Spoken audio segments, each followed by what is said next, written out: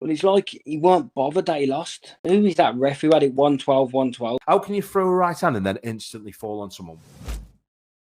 So Lawrence Okolie against Chris Billam-Smith was one of the wildest fights I've seen in modern times. It was frustrating. I never expected anything different. I remember being there. I think it was I'm not sure what it was. I was down in the O2 ringside with some of the Sowlands, and it was just embarrassing. And a bit bad for me to say that, considering the fact that Lawrence, I followed his career and I was a massive fan of his, and I was messaging when he won his, I think it was bronze, wasn't it? If I remember rightly, at the Olympics. And I remember he was always called Lawrence Pennyboys Okolie. That's what he was always called. And I was a massive fan of his. But during his career, it's just been so negative. I was doing it earlier in the mirror where I was like thinking, if I was going to throw a right hand, how can you just... You can associate with this. How can you throw a right hand and then instantly fall on someone, but throwing it? Do you know what I mean? With intent, that might be you get there to hold. You really don't. Do you know what I mean? You're just trying to make sure he doesn't get hit, so he's getting there and then holding. Well, yeah, he's not. But he's so strong though, Frankie. So why does he need? Do you know what I mean? Like you wouldn't go bam and then go. You just wouldn't do it, would you? Do you know what I mean? We'll try and go again. I don't know what it is. He's very negative. He doesn't like getting hit. So and it's like he's always trying to find a way for not to get hit, even if it's a dirty way. Always finding a way to get a rest in there. Which I listened to him afterwards, and he was such a gentleman, so sportsmanlike. But it's like he weren't bothered that he lost. Well, I'd be fuming, like, especially with his unbeaten record. And it's like he accepted defeat, if you know what I mean. But another team fight of that is, who is that ref who had it 112, 112? He deserves boxing. I mean, question out there, how could you even score that? So you've had, let's just forget rounds. You've had 3 points took off. 2 took off, 3 knockdowns. 2 took off, 3 knockdowns. That's 5 gone. But what about most of them that are, or at least the 3 that are going to be 10-8 rounds? So that's 6. Yeah. But they all would have been winning. Yeah. Because to be fair, Billam-Smith was winning. I know he started off quite, but I probably would have given him the first few rounds to Okolie. But then after that, more one-sided, I thought. Weird. Strange. I didn't really get it. And he won rounds where he didn't get the points took off, or the knockdowns. I thought Smith had a few of them rounds as well. Yeah. It was cheating, proper cheating. Like when I saw 112, 112, I was like, whoa, come on.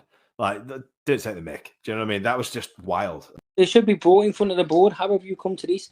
That Moretti last week with Lomachenko, 116, 112. There's no way you can only give Lomachenko 4 rounds. Yeah. I agree. Don't get me wrong. I mean, I put a video out there the other day saying, was it as controversial, the win? He won 7, at least 7, and he won 7 easy, and maybe if you win 7, definitely. So you're saying Lomachenko won, no doubt? 100%. Yeah. Okay.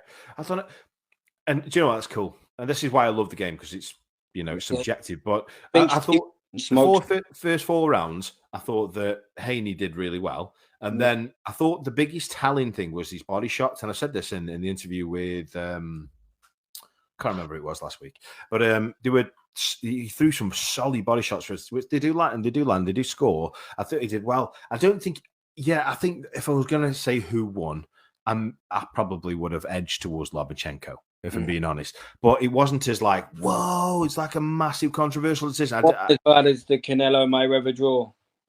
Nowhere near. No, that cut. Mate, come on. It's crazy how to get away with it. It is mad. At 10, 11-year-olds getting cheated, I just think, how are you doing it? I went to the championship with my godson. His name's MJ Melvin, and Malcolm Melvin's grandson who trains Owen Cooper. And I went there. And, Owen Cooper from Midlands. Yeah, and I thought he's. Yeah, I know. I've commentated on Owen's fights before. And they just give it to the other kid and just don't batter an eyelid.